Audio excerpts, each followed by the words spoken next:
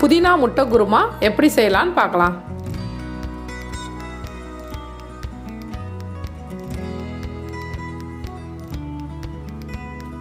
கடாயில் 2 teaspoon oil சேர்த்து மசாலா அரைக்கிறதுக்கு தேவையான பொருட்களை வதக்கிக்கலாம். 3 பட்டை, 3 கிராம்பு, 2 ஏலக்காய், 1/4 டீஸ்பூன் சோம்பு சேர்த்து வதக்கிக்கலாம். அதோட ஒரு சின்ன துண்டு இஞ்சி, ஒரு பூண்டு இது மாதிரி தோல் உரிச்சிட்டு சேர்த்து வதக்கிக்கோங்க.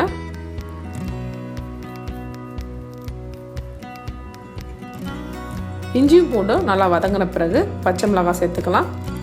இந்த குருமாவுக்கு பச்சை மிளகாய் காரம் தான், அதனால் உங்கள் காரத்துக்கு தகுந்தாப்புல நீங்கள் பச்சை மிளகாய் சேர்த்துக்கோங்க. 1 கப் புதினா சேர்த்து நல்லா ஆயிலே புதினா வதக்கி விட்டுக்கோங்க.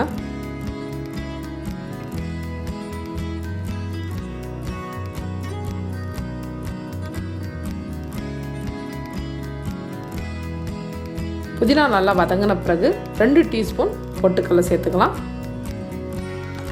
பொட்டுக்கடலையும் நல்லா ஆயிலே வதக்கி விட்டுக்கோங்க.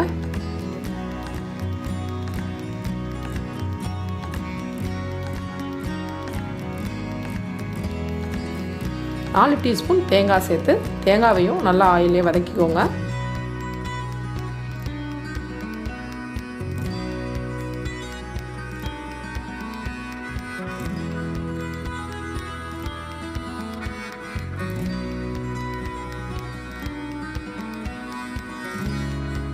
தேங்காய் நல்லா வதங்கின பிறகு 1/2 கப் மல்லித்தலை சேர்த்துக்கலாம். மல்லித்தலை சேர்த்து ஒரு கலரி விட்டிங்கன்னா போதும், ரொம்ப நேரம் வதக்க வேண்டாம். இதை அப்படியே ஆற வச்சு மிக்சியில் பேஸ்ட் அரைச்சி எடுத்து வச்சுக்கோங்க.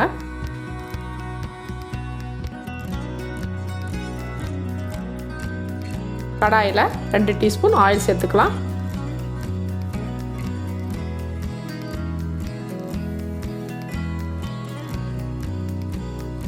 ஆயில் சூடான பிறகு ஒரு பெரிய வெங்காயத்தை பொடியாக நறுக்கி சேர்த்துக்கோங்க.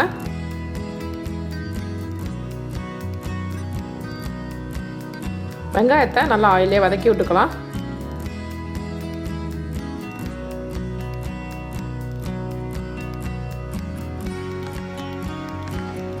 வெங்காயம் நல்லா வதங்கின பிறகு ஒரு தக்காளியை பொடியாக நறுக்கி சேர்த்து வதக்கிக்கோங்க. 1 டீஸ்பூன் உப்பு சேர்த்துக்கலாம்.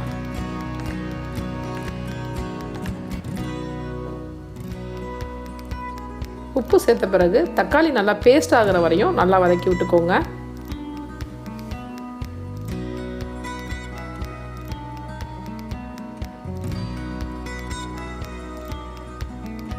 தக்காளி நல்லா பேஸ்ட்டாக வதங்கிடுச்சு. இப்போ நம்ம வதக்கி அரைச்சி வச்சுருக்க புதினா பேஸ்ட் சேர்த்துக்கலாம்.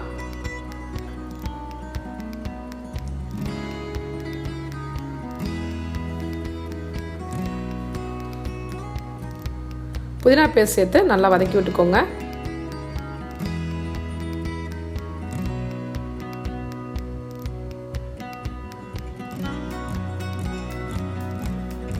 கால் டீஸ்பூன் மஞ்சள்தூள் சேர்த்துக்கலாம்.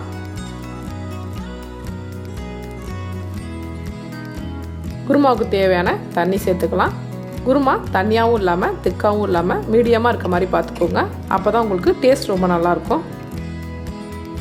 நல்லா மிக்ஸ் பண்ணி விட்டுக்கோங்க. இந்த ஸ்டேஜில் உப்பு காரம் செக் பண்ணிக்கோங்க.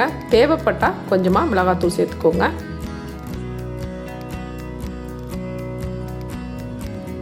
நல்லா மிக்ஸ் பண்ணிவிட்டு குருமா கொதிக்க விடலாம்.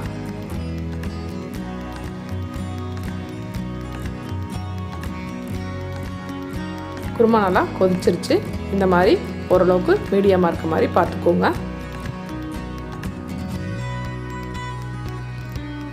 இப்போது வேக வச்சு கட் பண்ணி வச்சுருக்க முட்டையை சேர்த்துக்கலாம்.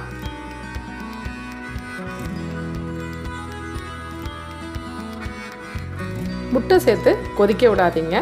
கடைசியாக தேவைப்பட்டால் கொஞ்சமாக மல்லித்தலை சேர்த்துக்கோங்க. மல்லித்தலை சேர்க்குறது ஆப்ஷன் தான்.